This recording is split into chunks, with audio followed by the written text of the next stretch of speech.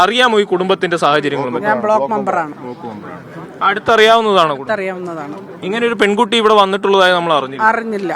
ഇന്നിപ്പോ ഈ സംഭവം നടന്നപ്പോഴാണ് നമ്മൾ ഇങ്ങനെ വണ്ടിയിൽ കയറ്റിയപ്പോ കണ്ടതേ ഉള്ളൂ. ഇങ്ങനെ ഒരു കുട്ടി കയറ്റിയപ്പോ കണ്ടിരുന്നു. ഗുരുതരമായ പരിക്കാണ്. അത് നമ്മൾ പരിക്കായിരുന്നു, ഓർമ്മയൊന്നും ഇല്ലായിരുന്നു. വണ്ടി കയറ്റി അത്രേ നമുക്കറിയാവൂ. അല്ലാതെ നമ്മൾ കയറ്റുമ്പോ ജീവൻ ഉണ്ടായിരുന്നു ഇല്ല, അനക്കമൊന്നും ഇല്ലാതെയാണ് വണ്ടിയിൽ കയറ്റുമ്പോൾ നമുക്കറിയില്ല. അവരെടുത്ത് കയറ്റുന്നതിന് അനക്കമുണ്ടോ ഇല്ലയെന്ന് അറിയില്ല. അവർ പെട്ടെന്ന് എടുത്ത് വണ്ടി കയറ്റി പോകുന്നതാണ്. ആ പയ്യന്റെ തള്ള ഷെമി എന്ന് പറയുന്ന ആ കുട്ടിക്ക് മാത്രം അതിന് മാത്രം ചെറിയ അനക്കം ഉണ്ടെന്ന് പറഞ്ഞു.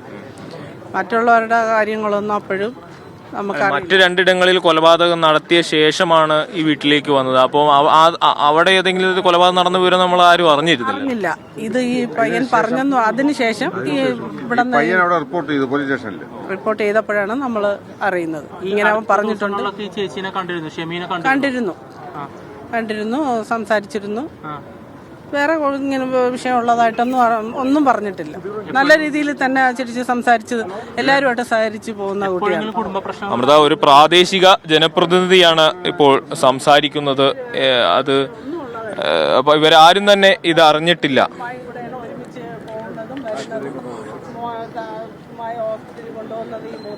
ഈ പെൺകുട്ടി ഈ ട്യൂഷന് പോവുകയായിരുന്നു എന്നുള്ള വിവരങ്ങളടക്കം ഈ നാട്ടുകാർ പറയുന്നത്. പെൺകുട്ടി ആരാണ് എന്നുള്ള ചോദ്യത്തിന് ഉത്തരം ഇതേവരെ ആയിട്ടില്ല. എന്താണ് ഈ പെൺകുട്ടിക്ക് അഫാനുമായുള്ള ബന്ധം?